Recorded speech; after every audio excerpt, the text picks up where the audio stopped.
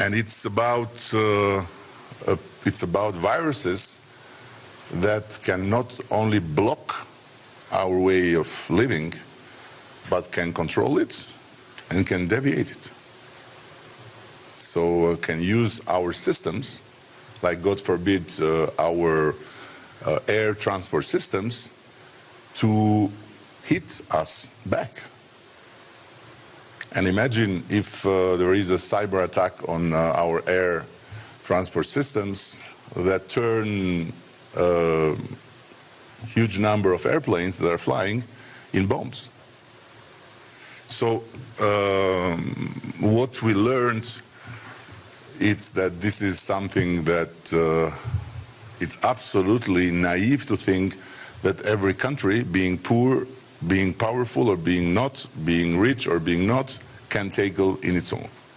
Because what we are seeing in our daily struggle, we are under attack since last summer from Iran, and it would be complicated for the audience to explain why, but we are under attack, and we have coalesced with few other friendly countries that have the same, the same threat coming from the same source, and that are more developed than us in terms of cyber defense. Weapons, if I can use this word, but because they are real weapons at the end, so logs and codes that are used to attack us represent for our allies novelties. So it's also a way to learn what new weapons are being used in daily basis and to prepare against them. And I can't imagine how the world, the institutional world, the organized world, being in public sector or in private sector, can survive it without a large coalition. So what we learned from the traditional crime in Europe is that traditional crime has created a much more functioning EU than the states, because they are very much interconnected. They don't have never-ending summits and meetings, and they don't have vetoes to stop them from doing anything. In the meantime, that the EU itself has to struggle to create convergences and to create cohesion in common action. We saw it during pandemic. At the end, there is also another thing. For the public sector, this is really challenging. On one hand, because it's a matter of resources. So imagine Albania with its GDP, with its development, that has made an exponential step to turn from a country that was very much based on paper and on bureaucracies and on bribes, in a country that is today 95% of service online, which is the bless of technology for not developed countries to make jumps that otherwise you would need decades. But at the same time is the curse of technology, because you are totally exposed.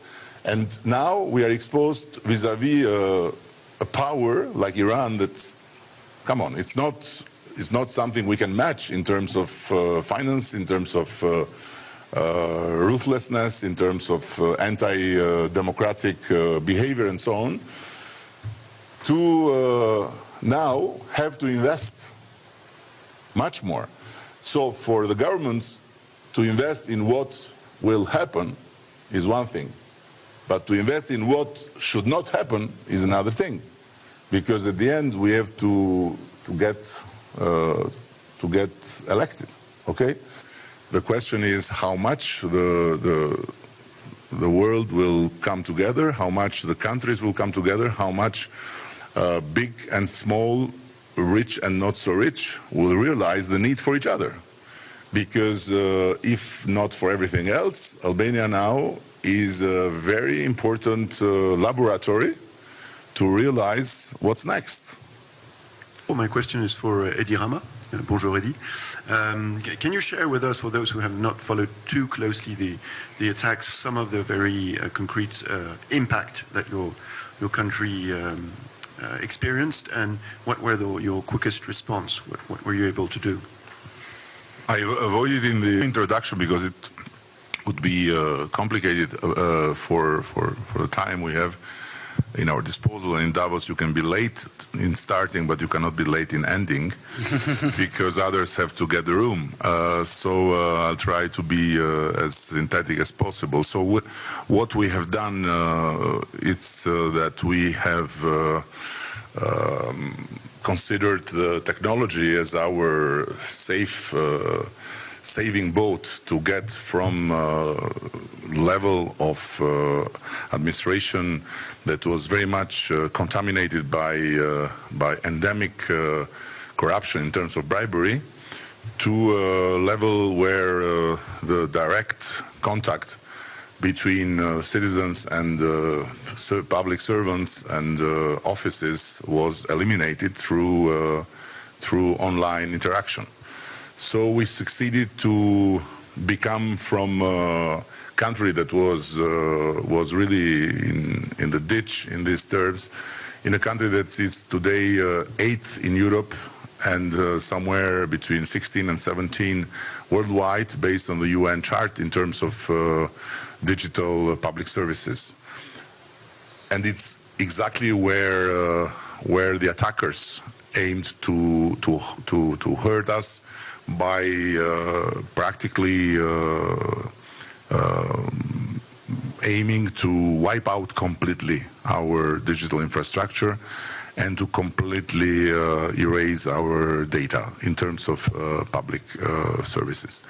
It was very, very disturbing because for several weeks we had to, it was like an incredible war happening in the web, 24/7, many people engaged in the trenches to push back, and we succeeded practically to survive this attack by not letting them do what they were supposed to do.